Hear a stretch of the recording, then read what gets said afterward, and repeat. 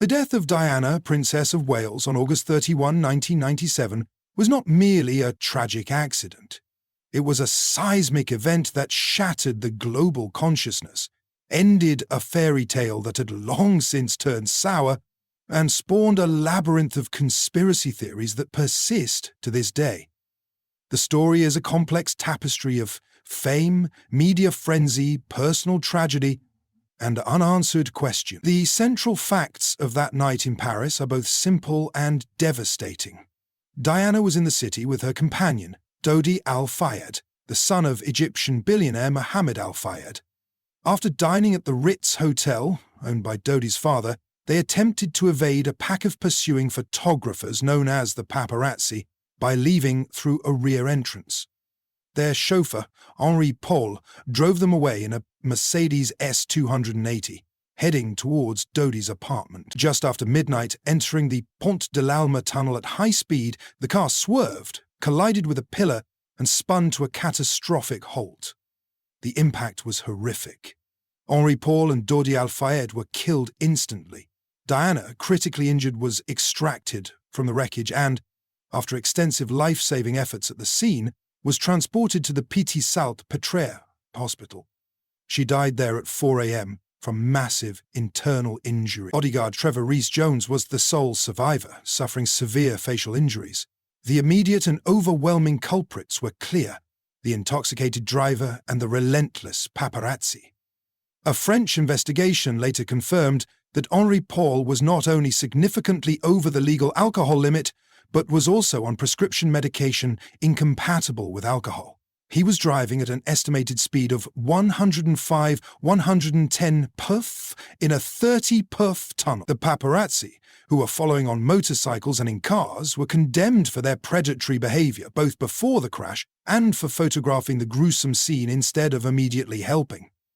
However, the official narrative of a tragic accident caused by a drunk driver fleeing the press quickly failed to satisfy a grieving and angry public. This vacuum of trust was filled with a multitude of conspiracy theories, most fervently championed by Mohammed Al-Fayed. The most prominent theory alleged a state policy assassination orchestrated by the British establishment. The motives proposed were numerous and dramatic. Diana was reportedly pregnant with Dodi's child and planned to marry him, a Muslim. This, theorists argued, was an intolerable prospect for the royal family, threatening the line of succession and the very identity of the monarchy. Furthermore, Diana was a powerful, independent, global icon who had become a destabilizing force for the institution she had left.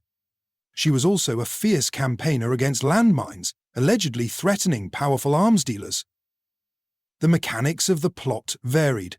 Some suggested the paparazzi were MI6 agents hired to force the crash. Others believed Henri Paul was bribed or was himself an intelligence asset and that the crash was engineered, perhaps by a blinding strobe light flashed into the tunnel, causing Paul to lose control. The mysterious white Fiat Uno, whose paint was found on the Mercedes and which was never conclusively identified, was seen as a key vehicle in boxing the car in or executing the plot. The sheer volume of theories necessitated extensive official inquiries. The French investigation concluded it was an accident. Unsatisfied, the British Metropolitan Police concluded Operation Paget, a massive 2-year review. Its 2006 report dismissed the assassination claims, finding no evidence of a conspiracy or that Diana was pregnant. It reaffirmed that Paul's intoxication and speed were the primary causes. Finally, a 6-month inquest by a British jury concluded in 2008. After hearing from hundreds of witnesses, including Prince Philip and the former head of MI5, the jury delivered a verdict of unlawful killing due to the gross negligence of Henri Paul and the paparazzi. They explicitly stated there was no evidence of a murder conspiracy. Despite these exhaustive investigations, the theories endure. They are fueled by lingering anomalies: the missing Fiat Uno, the delay in getting Diana to a hospital just minutes away, and the handling of the initial investigation.